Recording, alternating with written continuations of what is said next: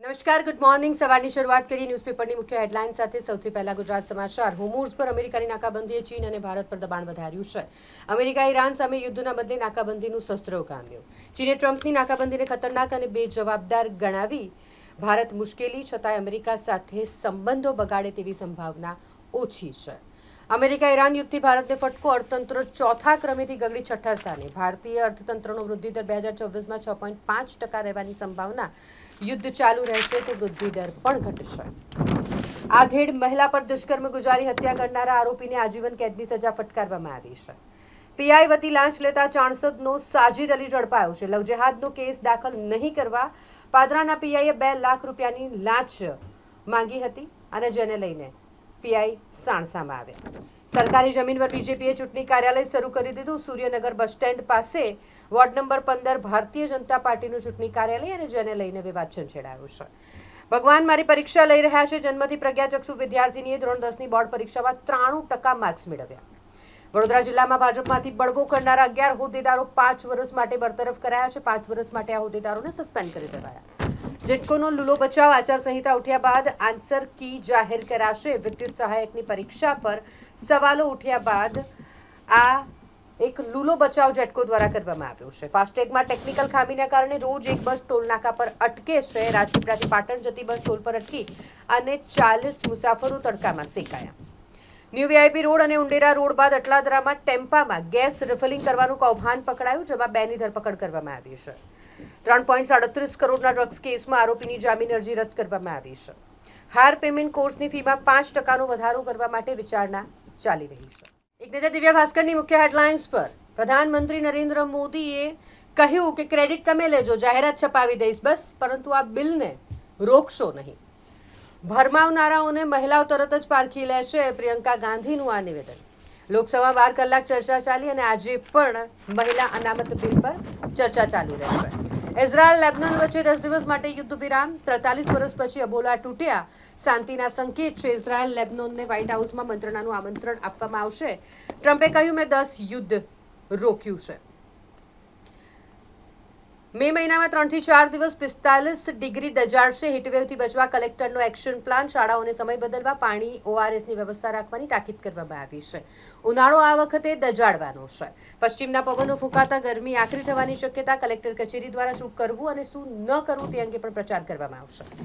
પાલિકાની ચૂંટણી. Polytechnic બિલ્ડિંગનું collector દ્વારા નિરીક્ષણ કરવામાં આવ્યું છે, જ્યાં ચૂંટણી 26મીએ યોજાવાની છે. 76 બેઠક માટે 258 ઉમેદવાર હરીફાઈમાં છે. પોલિટેકનિકના બિલ્ડિંગમાં 28મીએ મત ગણતરી કરવામાં આવશે. સ્ટેમ્પવાલા બાદ નીતિન ડોંગાનો વિરોધ. લખ્યું, ક્રાંતિકારી સેનાને ઝેન્ઝીની જરૂર છે. ભાજપે વોર્ડ 15માં સરકારી જમીન પર ગેરકાયદેસર ચૂંટણી કાર્યાલય ઊભું કરી દીધું. કોંગ્રેસની ચૂંટણી આચારસંહિતા ભંગની ફરિયાદ. સમા મામલતદાર કચેરીમાં લિફ્ટ ખોટકાઈ. વૃદ્ધને ઉચકીને 2 માળ ઉપર લઈ જવા પડ્યા. ગરમીનો પારો 40 ડિગ્રી થઈ ગયો એટલે વીજ માંગ વધી છે અને 2600 મેગાવોટ પર પહોંચી ગઈ છે. સ્વીડનમાં વર્ગખંડોમાંથી ડિજિટલ સિસ્ટમ હટાવી હવે પુસ્તકોથી અભ્યાસ કરાવવામાં આવશે. ડિજિટલના યુગમાં કાગળ પેનની વાપસી થઈ રહી છે. ફળો પકવતા પ્રતિબંધિત એજન્ટ પર રોક લગાવવા માટે બજાર અને ગોદામ તપાસો. એફએસએઆઈએ આ કહ્યું છે. ફૂડ સેફ્ટી ઓથોરિટીના રાજ્યોના ફૂડ કમિશનરને આ આદેશ આપવામાં આવ્યા છે. એડીઆર રિપોર્ટ, જેમાં ઘણા ઉમેદવાર પર હત્યા સહિતના ગંભીર આરોપ છે. પશ્ચિમ બંગાળની ચૂંટણી. 23% ઉમેદવાર પર ગુનાહિત કેસ છે અને 21% તો કરોડપતિ છે. એક નજર ગુજરાત મિત્રની મુખ્ય હેડલાઇન્સ પર. સીમાંકનમાં કોઈ રાજ્યની સાથે ભેદભાવ નહીં થાય તેવું પ્રધાનમંત્રી નરેન્દ્ર મોદીનું કહેવું છે. દિલ્હી એરપોર્ટ પર અકાસા એર અને સ્પાઇસ જેટના વિમાનો અથડાયા. બંને બોઈંગ 737 વિમાનો હતા અને બંનેને નુકસાન થયું. ઉડાનની તૈયારી કરી રહેલા અકાસા એરના તમામ મુસાફરોને ઉતારી દેવામાં આવ્યા. તમામ સલામત છે. દક્ષિણ ભારતની બેઠકોમાં 50%નો વધારો. કરાર નહીં કરો તો ફરી યુદ્ધ થશે. અમેરિકાની ઈરાનને ફરી એકવાર ચેતવણી. પાકિસ્તાનમાં આતંકી આમિર હમઝા પર હુમલો થયો. પ્રથમ ત્રિમાસિક ગાળામાં ચીનનું અર્થતંત્ર 5%ના દરે વિકસ્યું. રહસ્યમય રીતે ગાયબ થતા અમેરિકી વૈજ્ઞાનિકો. ન્યુક્લિયર અને સ્પેસ રિસર્ચ સાથે સંકળાયેલા 10 ટોચના વૈજ્ઞાનિકોના રહસ્યમય મોત કે પછી અપહરણ એક મોટો સવાલ છે. ટોસ્ટર એક સામાન્ય મનોરંજક ફિલ્મ કે જે હાલમાં જ સામે આવી છે અને જેને સૌ કોઈ વખાણી રહ્યા છે. પાકિસ્તાન નૌકાદળનું શક્તિ પ્રદર્શન. સ્વદેશી એન્ટીશિપ મિસાઇલનું સફળ પરીક્ષણ કર્યું છે. બિંદીની મનાઈ પણ હિજાબની છૂટ, લેન્સકાર્ટના નિયમોથી વિવાદ થઈ રહ્યો છે. યુગાન્ડાના ચિમ્પાન્ઝીઓમાં આંતરવિગ્રહ થઈ રહ્યો છે. યુગાન્ડાના જંગલોમાં ફાટી નીકળેલું લોહિયાળ સિવિલ વોર, 28 જીવ ગુમાવ્યા બાદ સૌથી મોટો ચિમ્પાન્ઝી પરિવાર વિખેરાઈ ગયો. BHU હોસ્પિટલમાં ગંભીર બેદરકારી સામે આવી. ખોટી સર્જરી કરવાથી 71 વર્ષીય વૃદ્ધાનું મોત નીપજ્યું. માર્ચ 2026થી 4.40 લાખ નવા PNG કનેક્શન આપવામાં આવ્યા છે. ડભોઈ વેગા માર્ગ પર મિક્સર ટ્રક પલટી થઈ ગઈ, જેમાં ચાલક ફસાઈ ગયો હતો, પરંતુ આ બાદ બચાવ થયો છે. શહેરના વિવિધ વિસ્તારોમાં વોલ પેઇન્ટિંગની કામગીરી હાથ ધરવામાં આવી છે. વડોદરા મહાનગરપાલિકા દ્વારા સ્વચ્છ ભારત મિશન 2.0 અને નિર્મળ ગુજરાત 2.0 ની શરૂઆત કરવામાં આવી છે. વડોદરા શહેરને સ્વચ્છ અને સુંદર બનાવવામાં આવી રહ્યું છે. એક નજર લોકસત્તા જનસત્તાની મુખ્ય હેડલાઇન્સ પર. વડાપ્રધાન મોદીએ સંસદમાં કહ્યું કે બિલ પસાર કરો નહીં તો મહિલાઓ માફ નહીં કરે. મહિલા અનામત એ માત્ર રાજકીય સુધારો નથી, પરંતુ રાષ્ટ્ર નિર્માણની પ્રક્રિયામાં અડધી વસ્તીની સક્રિય ભાગીદારી સુનિશ્ચિત કરવાનું એક મિશન છે. આ પ્રધાનમંત્રી મોદીનું કહેવું છે. મતદાનના 2 દિવસ પહેલા જ નામ ઉમેરાશે તો પણ વોટ આપી શકાશે. બંગાળ ચૂંટણી પર સુપ્રીમ કોર્ટનો મોટો આદેશ. સુપ્રીમે બંધારણની કલમ 142 હેઠળ વિશેષ સત્તાઓ વાપરી. રશિયાએ 700 ડ્રોન મિસાઇલો ઝીંકી યુક્રેનને હચમચાવી દીધું. યુએસ ઈરાન પાસેથી સસ્તું ઓઇલ ખરીદવાની છૂટ સમાપ્ત કરી છે. આકાશા સ્પાઇસ જેટના વિમાનો અથડાતા અકસ્માત થયો. દિલ્હી એરપોર્ટ પર મોટી દુર્ઘટના થતા ટળી ગઈ. અમેરિકાનું કહેવું છે કે હવે જો ઈરાન માનશે નહીં તો ફરી ભીષણ યુદ્ધ શરૂ કરવામાં આવશે.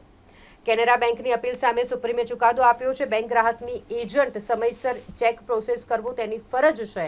સુપ્રીમ કોર્ટે કહ્યું, મુદ્દત પછી ચેક રજૂ કરવા બેંક સેવામાં ખામી. યુકેમાં પણ બાળકો માટે સોશિયલ મીડિયા પર પ્રતિબંધ મૂકવામાં આવશે. પીએમએ કંપનીઓને ચેતવણી આપી છે. કેટલીક કંપનીઓ સુરક્ષા પગલાં લઈ રહી છે. પાદરાના પીઆઈ ચારણવતી 2 લાખની લાંચ લેતો વચેટિયો ઝડપાઈ ગયો છે. ચૂંટણી ટાણે એક્સપ્રેસ હાઈવે પર લક્ષ્મીપુરા ટોલનાકા પાસેથી 5 લાખનો દારૂ ઝડપાયો છે અને 2 આરોપીઓની ધરપકડ કરાઈ છે. 16 દિવસમાં 1824 હથિયારો જમા થયા. લાખોનો દારૂ પણ ઝડપાયો છે. સ્થાનિક સ્વરાજ્યની ચૂંટણી, જેમાં વડોદરા પોલીસે લાલાક કરી છે. એક નજર સંદેશની મુખ્ય હેડલાઇન્સ પર. ગુજરાતના ડેપ્યુટી સીએમ હર્ષ સંઘવી ગતરોજ વડોદરા શહેર પહોંચ્યા હતા અને વિજય સંકલ્પ સભા સંબોધિત કરી હતી. હાલ સ્થાનિક સ્વરાજ્યની ચૂંટણી ચાલી રહી છે અને તેને લઈને જ્યારે ડેપ્યુટી સીએમ હર્ષ સંઘવી વડોદરા આવ્યા હોય તો તેમણે કહ્યું કે રાજ્યમાં 720 બેઠકો બિનહરીફ થઈ છે અને હવે 10,000નો આંકડો પાર કરવાનો છે. હીટવેવની સ્થિતિને લઈને શાળાનો સમય બદલવા માટે કલેક્ટર દ્વારા સૂચના આપવામાં આવી છે. વાઘોડિયા રોડ પર ભારતીય જનતા પાર્ટીનું ચૂંટણી કાર્યાલય સરકારી જમીન પર બન્યું છે કે કેમ, એક મોટો સવાલ છે. 2 માસૂમ બાળકોને મોતને ઘાટ ઉતારી. માતાએ પણ આપઘાતનો પ્રયાસ કર્યો. દાહોદમાં પોલીસ કર્મીની પત્નીના પગલાથી ચકચાર મચી ગઈ છે. 4 સંતાનો સાથે માતાએ કૂવામાં ઝંપલાવ્યું, જેમાં 3 બાળકોના મોત નીપજ્યા છે. દેવગઢ બારિયા તાલુકાના વડભેટ ગામે આ હૃદયદ્રાવક ઘટના બની છે. દારૂના કાળા કારોબારના સૂત્રધાર અદો અને પલ્લીને 2 દિવસના રિમાન્ડ પર મોકલવામાં આવ્યા છે. મધ્ય ગુજરાતના બુટલેગરોની સિન્ડિકેટના કાચા ચિઠ્ઠા હવે ખુલશે. કોંગ્રેસના તાલુકા પંચાયત પ્રમુખ સહિત 7 સામે એટ્રોસિટીનો ગુનો દાખલ કરાયો. ડભોઈમાં ગઈકાલે થયેલી બબાલમાં પોલીસે કાર્યવાહી કરી છે. અટલાદરામાં ગેસ રિફિલિંગ કરતા રુદ્ર ગેસ એજન્સીના 2ને પોલીસે રંગે હાથ ઝડપી પાડ્યા. વિપક્ષમાંથી ઉમેદવારી કરનાર અથવા કરાવનાર 11 કાર્યકર બીજેપીમાંથી સસ્પેન્ડ થઈ ગયા છે. ડભોઈ રોડ મહાનગરમાં રહેતા યુવકે આપઘાત કર્યો છે. સ્થાનિક સ્વરાજ્યની સંસ્થામાં 9,297 બેઠકોમાં વોટિંગ થશે. 25,579 ઉમેદવારો સ્પર્ધામાં રહ્યા. 84 પાલિકાની 2,626 માંથી ભાજપ 365, કોંગ્રેસ 12 અને 3 અપક્ષો બિનહરીફ જાહેર થયા. અલગ અલગ વર્ષના બદલે એક સામટી જ જીએસટી નોટિસ આપતા વિવાદ સર્જાયો છે. સુરત એરપોર્ટથી મળેલી બેગમાંથી રોકડા 1.5 લાખ મળી આવ્યા છે. કચ્છમાં વડાપ્રધાન દ્વારા થયેલા વિકાસના કામોનો સ્વાદ આપણે સૌ માણી રહ્યા છે. મુખ્યમંત્રી જ્યારે કચ્છ પહોંચ્યા તો સૌને સંબોધિત કરતી વેળાએ તેમણે આ પણ યાદ કર્યું. નકલી વકીલ બની 80 લાખની છેતરપિંડી કરનાર મહિલાના આગોતરા જમીન કોર્ટે ફગાવી દીધા છે. રાજ્યની અદાલતોમાં A4 સાઇઝ પેપરનો અમલ 1 ઓગસ્ટથી અમલમાં આવશે. આરટી અંતર્ગત ફોર્મ ભરવાનો આજે છેલ્લો દિવસ છે. 2.6 લાખ ફોર્મ અત્યાર સુધી આવ્યા છે. ચૂંટણીના લીધે ડોક્યુમેન્ટ્સ એકત્રિત કરવામાં મુશ્કેલી થઈ રહી હતી.